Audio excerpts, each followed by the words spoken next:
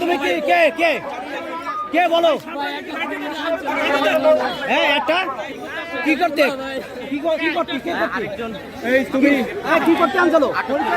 ধানমন্ডি 32 থেকে আপনারা কেন বললেন?